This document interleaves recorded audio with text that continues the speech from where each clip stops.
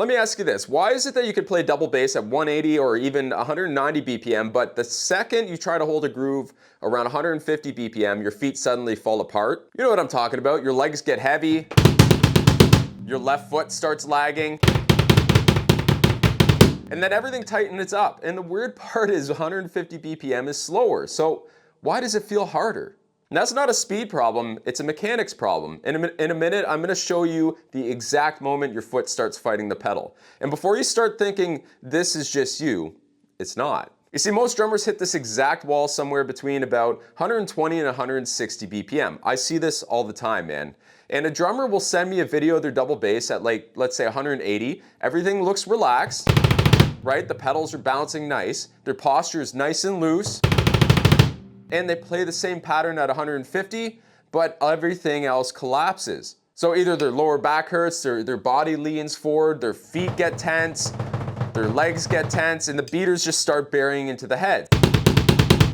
Right? I've worked with drummers who can blast at 200 without even breaking a sweat, but when they go to 145 to hold a clean groove, they just can't do that for more than 4 to 8 bars. And it's not a stamina issue, it's a movement issue. So let me give you a quick test. This will take about, let's say, 10 seconds. I want you to sit at your kit, play single strokes at 120 BPM. Now pay attention to the pedal. Does the beater bounce off the head naturally? Or does it feel like you have to push the pedal down every time? If it feels like you're forcing the pedal down, you're fighting the rebound. And that's usually the first sign your movement system isn't matching the tempo you're trying to play. If that test already felt familiar, I actually put together free training that breaks this whole thing down step by step. It explains exactly what your feet should be doing in this tempo range and why so many drummers get stuck here. If you want to watch that later, I'll put the link down in the description below. But first, let me show you why this tempo range causes so many problems in the first place. So here's what's actually happening. There's a tempo range where most drummers get stuck, and I call this the hybrid zone. It's about between roughly 130 to 170 BPM. This range is tricky because it sits right between two different movement systems. So at slower tempos, you can rely on more full leg motion, right?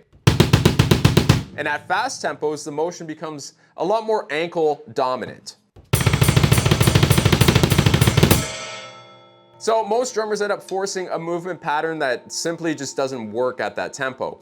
And that's where things just crumble and start to fall apart. And this is also why drummers tell me something interesting. They'll say, Cam, man, my feet feel great in the practice room, but the second the song starts, everything tightens up. And that's because the mechanics they're using only work in isolation, not under musical pressure. When you're playing with a band, your body just goes to whatever movement it knows best. And if that movement doesn't match the tempo you're playing, your feet collapse every single time. So then what actually happens at 150 BPM, right?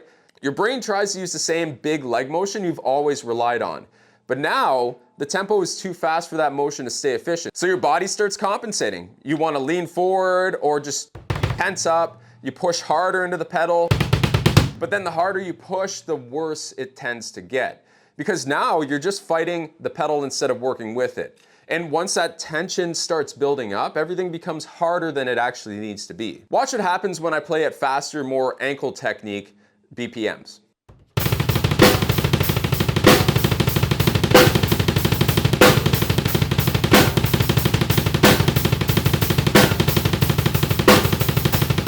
Right, the pedal rebounds more naturally and my ankle is doing a lot of the work here. Now watch what happens if I try to use that same motion at, let's say, 150 BPM.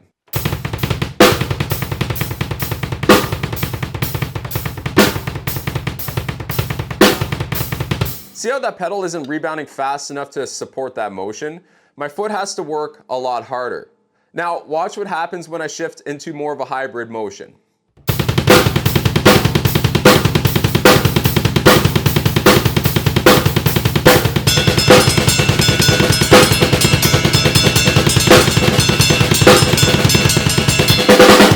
That motion becomes slightly bigger, okay? So it's a blend of leg and ankle.